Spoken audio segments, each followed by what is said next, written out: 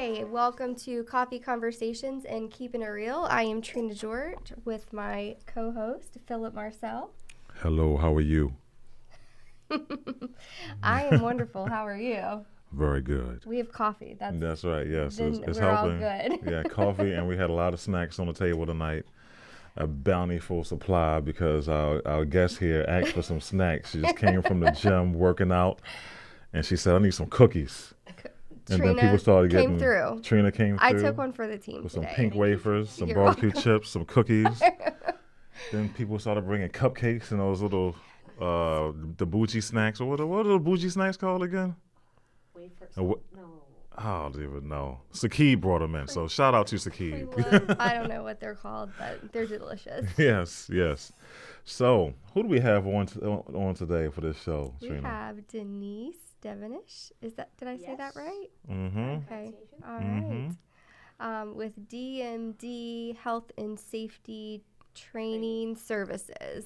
Just want to make sure I got it all in there. There you go. Thank you for being here. Thank you, Denise. Thank you very much for inviting me. Yes. We Thank want to you hear so much all for about coming.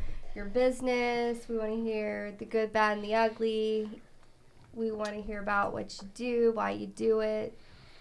So. And most important of all, I want you need to keep it real. If you don't keep it real, we're kicking you out. Got to keep it real. Mic, bring your mic close, a little bit closer, Denise. There you go. You can closer to you. There you go. Nice. There you go. All right. Yes. All right. It will be real. Excellent. Awesome. So speak in that lovely, where are you from again? What country are you from? Where did you grow up, Denise? Because that is a... Oh, dear. Some little island called Barbados. Oh, my Barbados. Wow. The destination where people want to go. I know. Why did she leave it? I know, right? I don't think I would leave. For sure.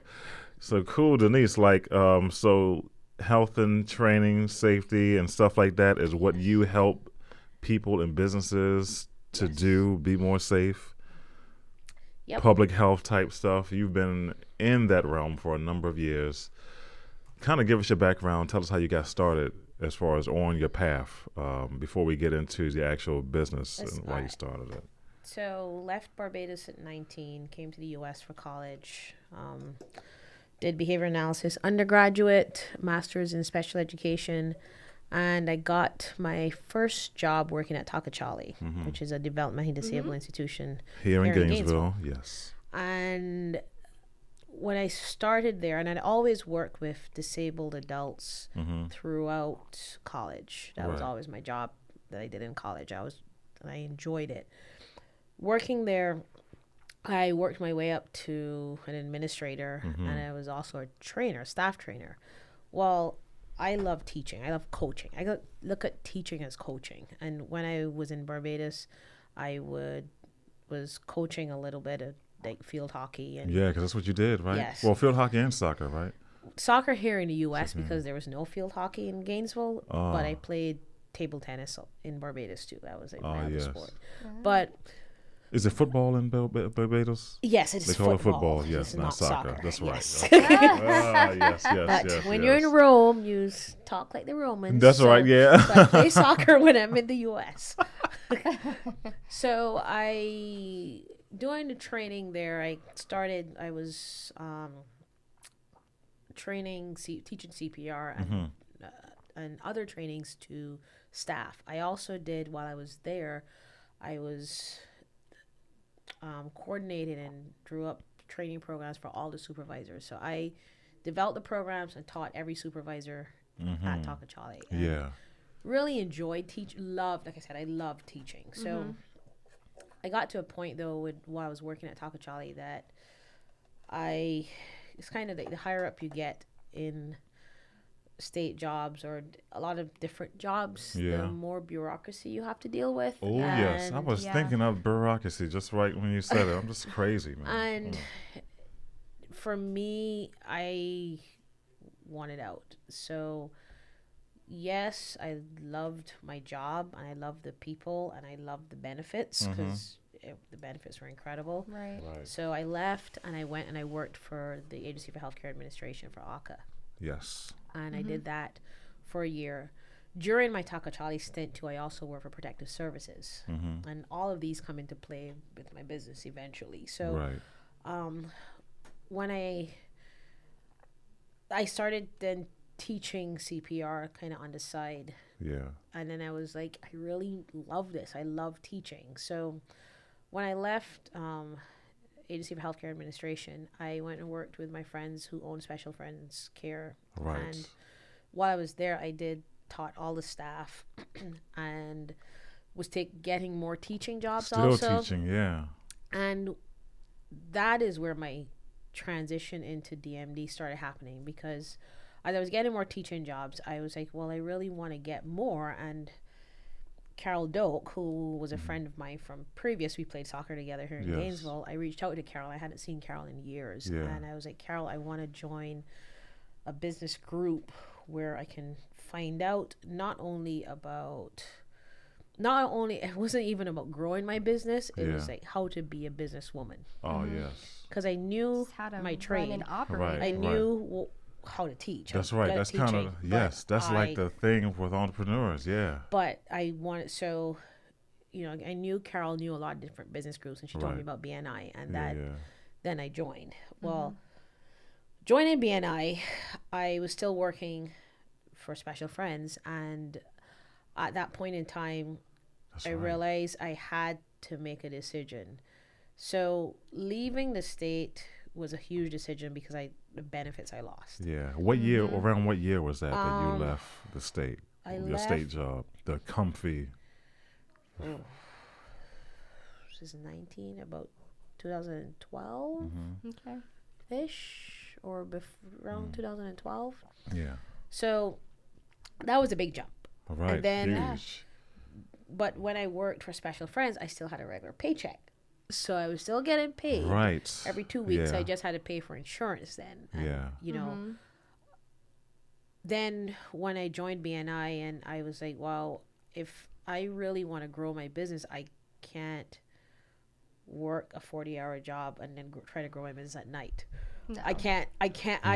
So you require a healthy amount of sleep. Yeah, and it's just you can't network at night. Yeah, because Denise people asleep. is asleep. Yes. I don't know about people, but Denise is asleep. Yeah. The sun goes down, I go down too. Gone. So it was a tough decision. It was a scary decision, but I kind of call it the jumping off the cliff decision. I just was like, all right. I prayed about it, and I was like, all right, I am going full time into my business. Yeah. And I jumped. And, it was scary because, and as it still is, where you're not promised a paycheck every 2 weeks. That's right. You gotta get it. Yeah. So if it doesn't come, you've got to live within your means.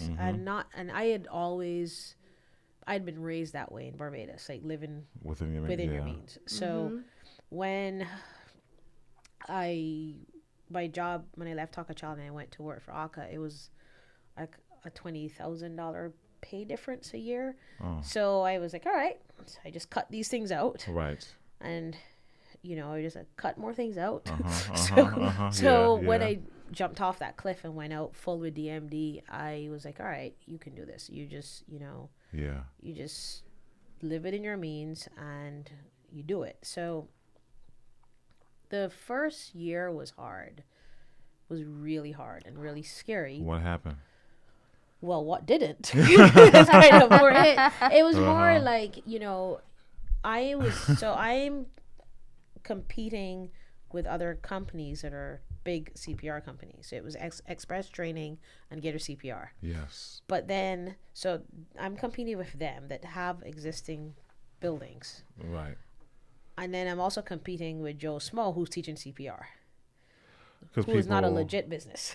So because anybody can become a CPR instructor. So low barrier of entry for CPR and health and safety instruction. Yes. So I am then, competing with both, but for me, those other people that are teaching it, they have a 40-hour job. They're teaching on the side. Oh, yes. So that's why it was rough, because it was like trying to, but then I what I did was concentrate on getting into nursing homes and ALFs. Yes. Yeah.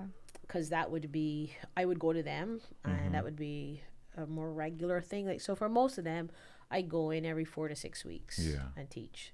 So if I got enough of them, I would have enough a week, like if I balance it out. So, you know, I was picking up a lot of knowledge from BNI and just from people who had existing businesses that were doing well, and people who had gone through the same stuff. Like, you know, they didn't start well. Right. They started at the bottom and had to work their way up. So it's kind of, you know, it was nice having people to talk to that were making it, but also had to struggle. Right.